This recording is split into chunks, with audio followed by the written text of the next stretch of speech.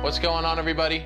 Matt Mramer here once again to fill you in on kind of the next few steps in this transplant process. What I've been experiencing over the last couple of months, obviously unprecedented times with COVID-19, definitely altering the timeline of everything that's going on with this transplant.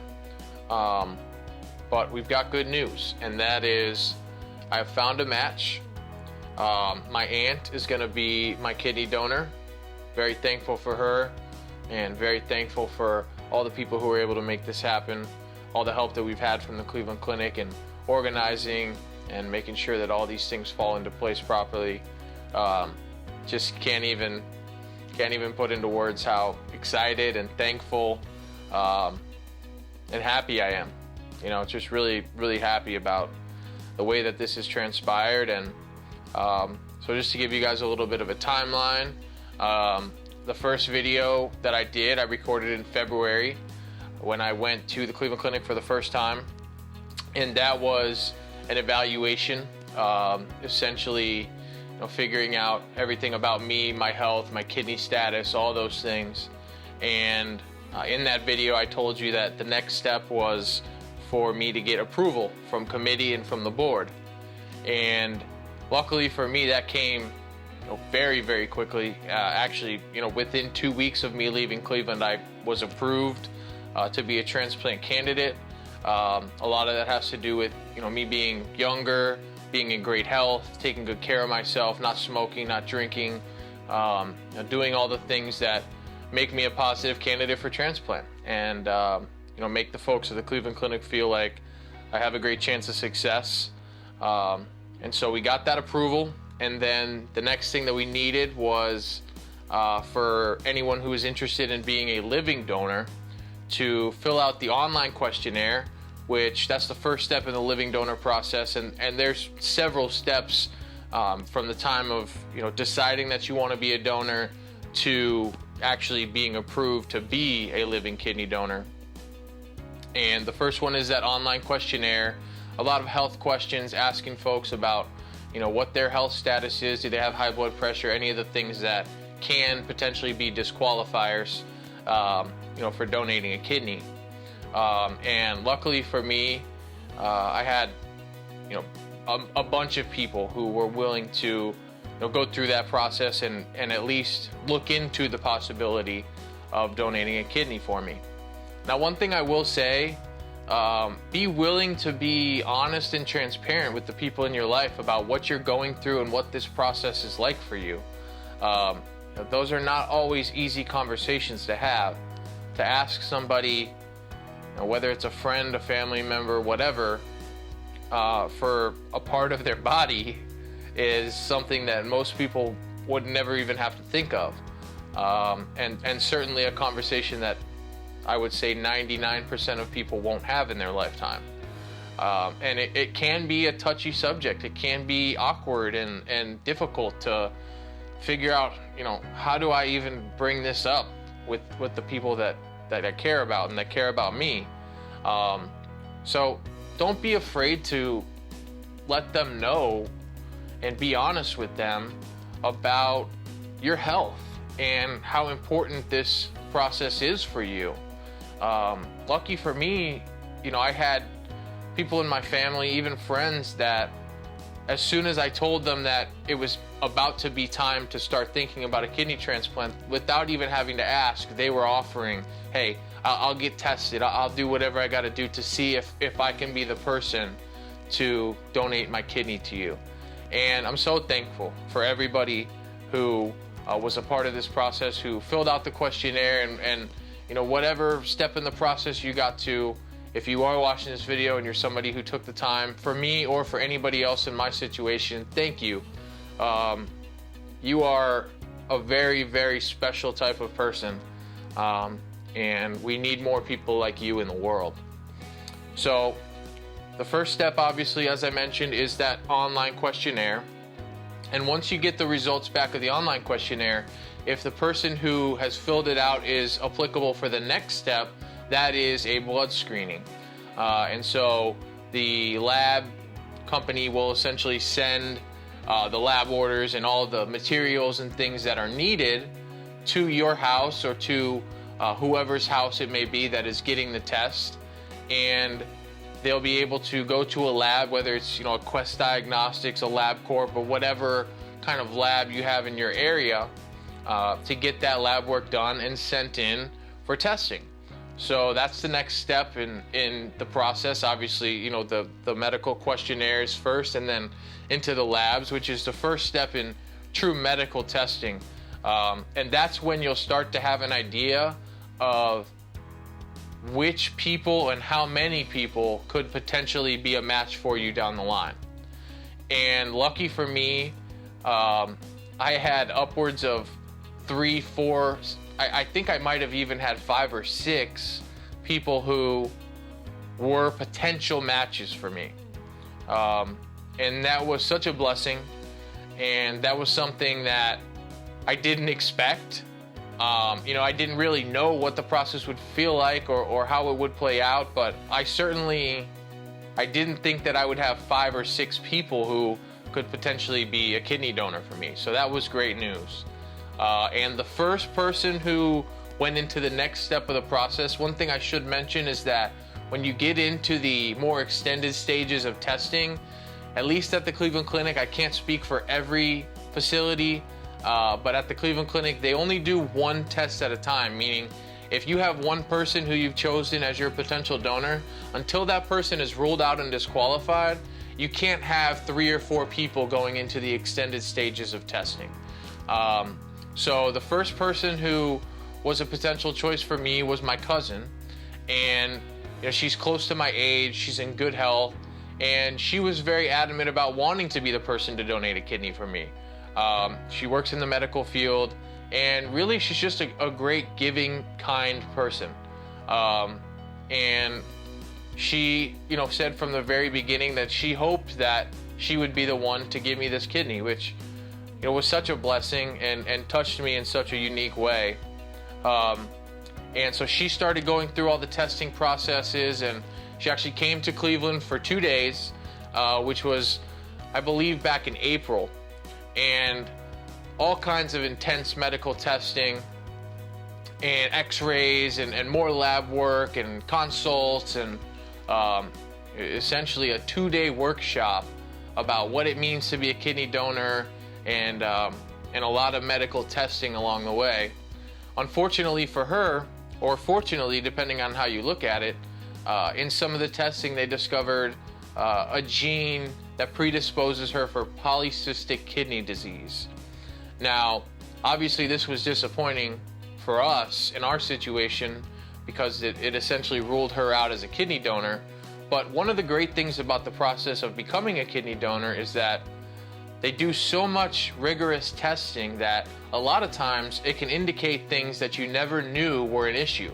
Health problems or potential health problems down the line that you didn't know were part of your lineage or that you didn't know were a potential for you. So for her, obviously disappointing to be ruled out, as it was something that she really wanted to do. But for her to know that she has a predisposition for polycystic kidney disease is going to be so helpful for her, and will kind of put her in tune to her health a little bit more as she moves into the future.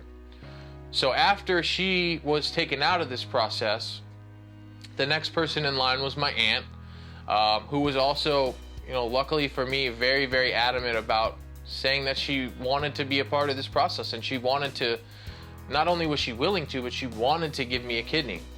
And yeah, I can't say how thankful I am for anyone. I mean, for her, especially for my circumstance and my situation, but for anyone who's willing to do that. It really takes a remarkable person. And so she went through the same process, right? She had all the blood and the labs done, and then she scheduled her appointments at the Cleveland Clinic. Now for her, it was a little bit different, only because she lives locally here in Cleveland, so they didn't do all of the appointments stacked, back to back to back to back in 2 days. She went over a little bit more of an extended period of time, but she had all the same testing, all of the same counseling done. And luckily for me, she got through all of those tests successfully.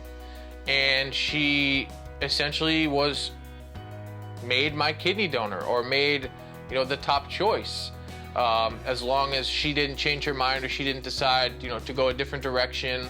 Obviously, there's a lot of conversations to be had with her husband and her family, about what this could mean for her, in addition to what it means for me.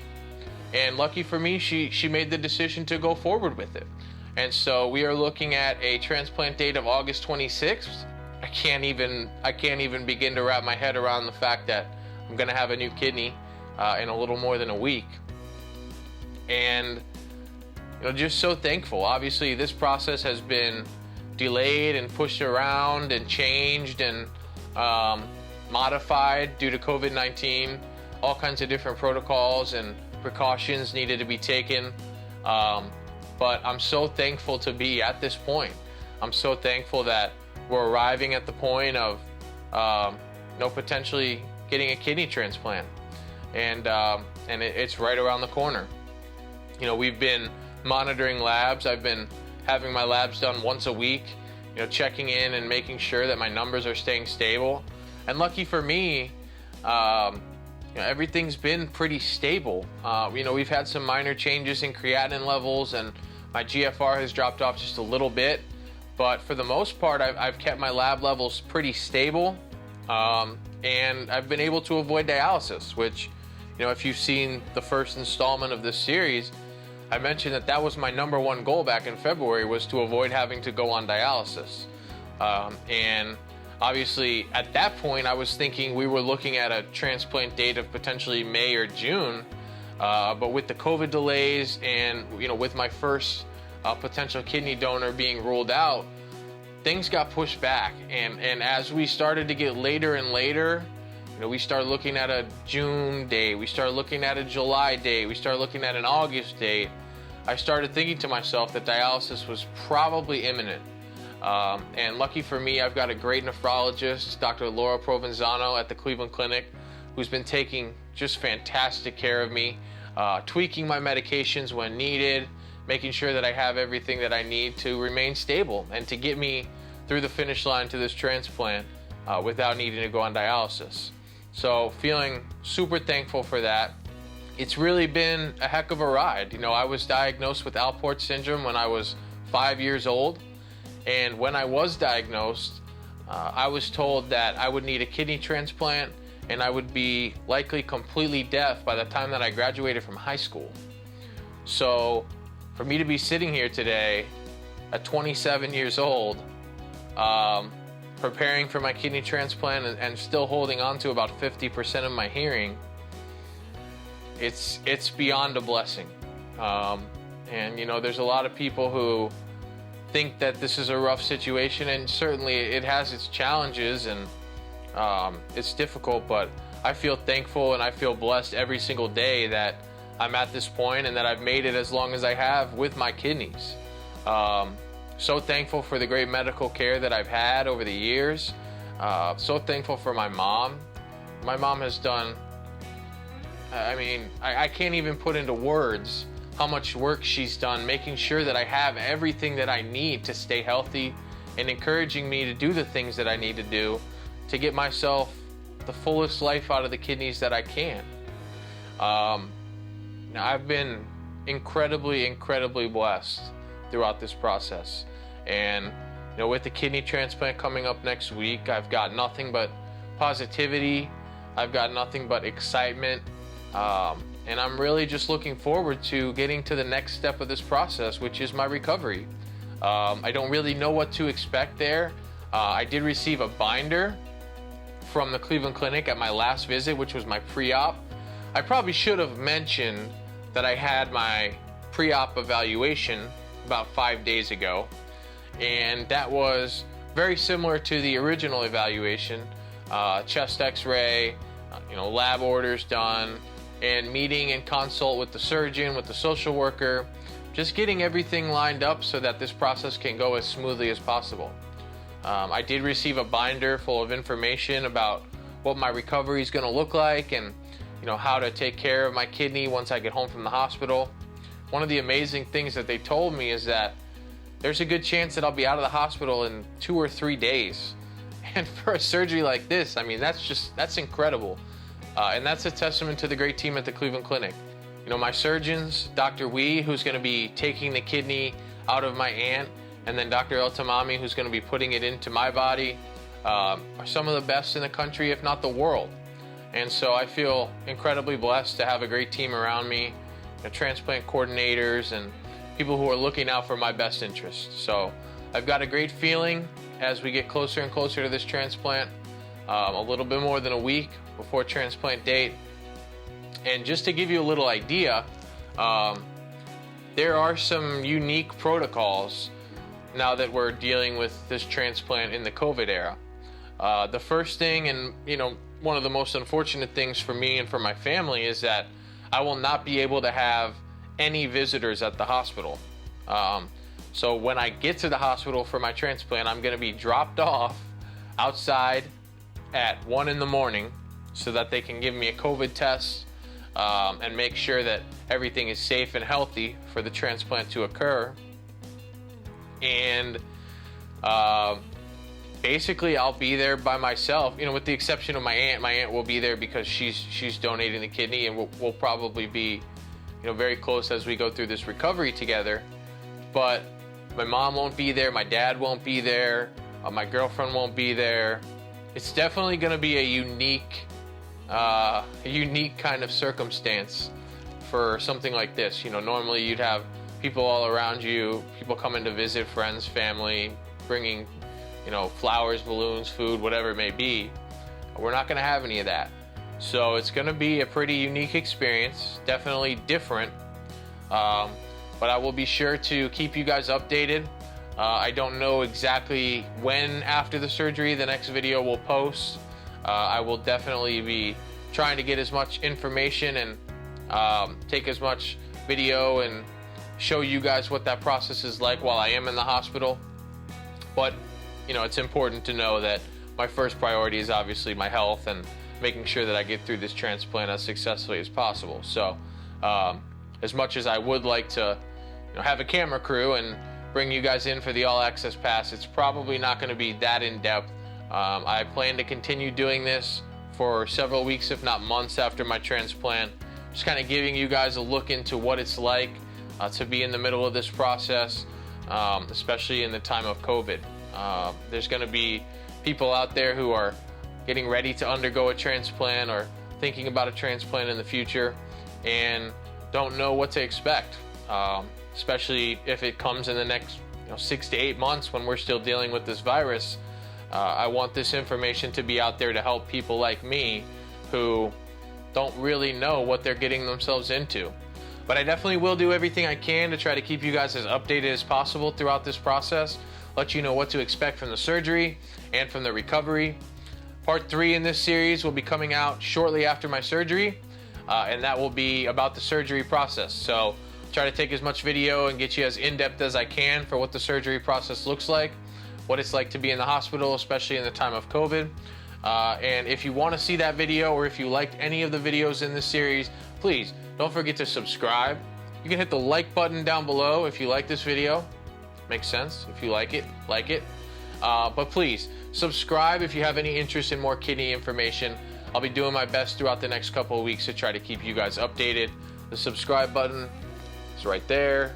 Hit it, hit it, hit it, hit it, and we'll check in with you guys next time. Thanks so much for watching, and we'll see you for episode 3, the surgery.